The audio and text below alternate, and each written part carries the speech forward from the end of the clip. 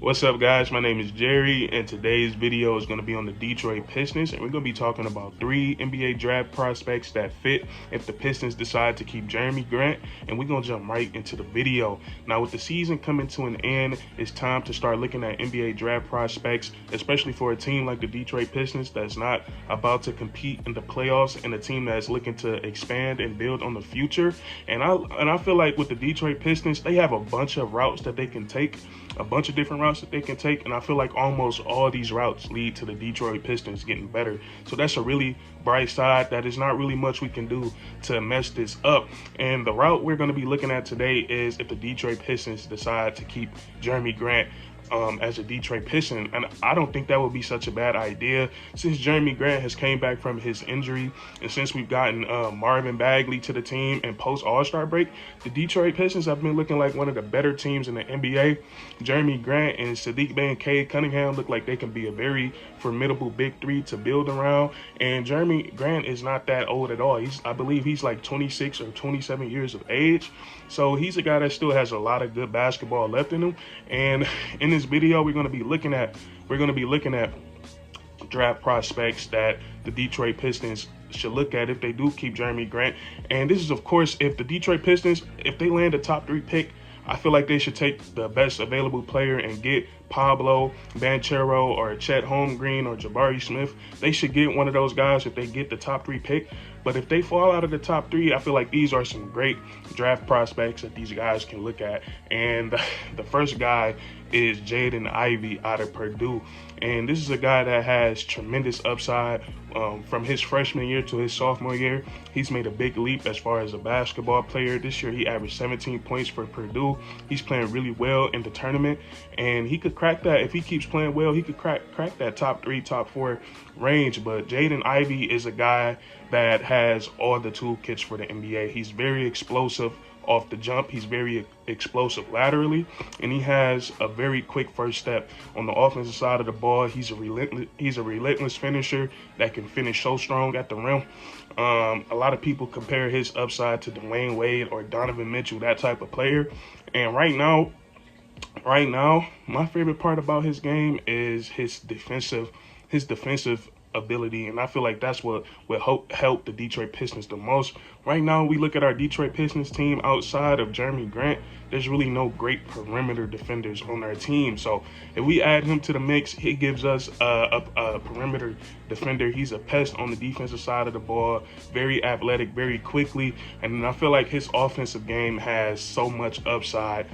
He's not that great of a shooter as far as the numbers go, but with his form and his jump shot, it looks like he has the potential to be a great ball shooter. And I feel like that's why he kind of falls in between D Wade and Donovan Mitchell. If he can get a consistent 3-point shot, if he can get a consistent 3-point shot, he can beat Donovan Mitchell. But just the way he play right now, with his quickness and his speed, his athleticism, and his way to get to the basket, he's going to be a really great player in the NBA, because when you got a quick first step like that, you can do so many moves out of it to get the defender off balance and hit him with something that they don't see coming. So I'm really high on Jaden Ivy, and I feel like he will fit in well with the Detroit Pistons if they kept Jerami Grant. And this next guy, this is my favorite one, just based off his height. Benedict Marvin out of Arizona. He's a 6'7" shooting guard who can do it all. We've seen him in the tournament. He's already had a 30-point game in the tournament, and that's big time when you can drop 30 points on that big of a stage. But he's a guy that he's probably the best shot maker out of this shooting guard class. We've seen him in the tournament. He gets his shot off the catch. He can get it off the dribble. He hits tough shots. Sometimes he can fall in love with taking some contested jumpers, but that's something that young players tend to do and something they get out of as they get more mature when it comes to being a basketball player. But he's a guy that can also put the ball on the floor. He can pump fake. He's pretty athletic. He can finish at the hands. He can finish at the rim with both hands. And then also, he's a guy that doesn't need the ball to get off his 3-point shot. He's a guy that's always cutting. He's running around screens, which causes him to be a headache for other teams in the NCAA and then futurely in the NBA. he's a really talented player when it comes to the offensive side of the ball. And then defensively, we don't always see him focus on the defensive side of the ball, but this guy has he has the toolkit. He has the toolkit to be a pretty solid defender in the NBA if he just put his mind to it, because he is 6'7" with like a 6'9", 6'10" wingspan, so he can cause havoc on the defensive side of the ball just off his physical presence. And like I said, just imagine with him in the starting lineup with the Detroit Pistons, their ability to be able to really switch everything, because everybody can kind of guard the post. Cade Cunningham, he's no slouch. I expect Cade this offseason. The only thing Cade needs to work on is getting in the weight room and working on keeping his turnovers down.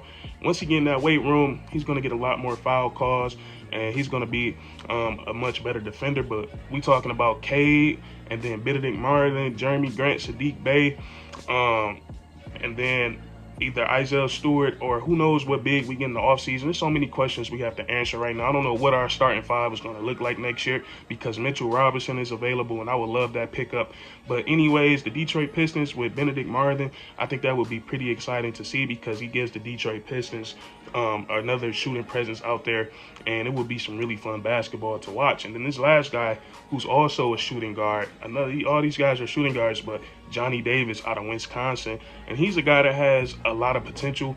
He can shoot the three ball. His shooting splits in college was 44% from the field, 34% from the three, and then 86% from the free throw line. He's another guy like Jaden Ivy that took another big leap from his freshman year to his sophomore year.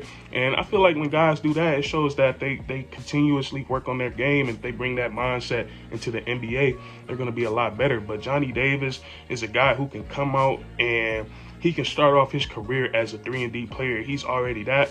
He can knock down three-point shots. He can shoot it from every spot on the court. He can get to the rim and finish with both hands. And then he's a very solid defender that in college that he's shown that he can guard 1 through 4. So that's really important. And then his upside deeper down in his career, as he continue to work on his game, he can become a guy that can consistently create his own shot in the NBA. And I feel like he will fit well with the Detroit Pistons, because the holes that the Detroit Pistons need to fill right now, I feel like they need to fill. I think we need a couple of more three-point shooters, and then we need rim protection. And I don't know where the Detroit Pistons, I don't know what they're feeling. Like I said, it's kind of early right now. These are just some early predictions, and videos like this are so fun talking about these draft prospects. But I don't know what route they're going to take when it comes to adding the rim protection. I don't know if they're going to look in free agency. I don't know if they're going to look through the trade. I don't know if they're going to look through the draft. But these are the main holes the Detroit Pistons need to fill: perimeter defense,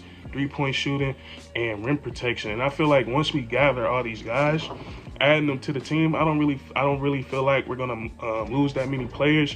I feel like the only players that we can risk losing right now is Marvin Bagley, if we can't come to a deal with him, and then Jerami Grant. I don't know what if he's going to be a part of our future right now, but everybody else, we keep those same group of guys, adding guys through the draft and through free agency. The Detroit Pistons are going to have some very solid depth, and they might be able to compete for a playoff spot next season. So it's going to be really exciting to see what they do with these draft picks, where we land in the lottery. But these are just some idea candidates to draft if the Detroit Pistons decided to keep Jerami Grant. And that's going to be it for this video. If you enjoyed, leave a like, comment down below who would you like to see the Pistons draft if they kept Jerami Grant. And then don't forget to subscribe for more weekly content. We do this all the time, man. And that's curtains.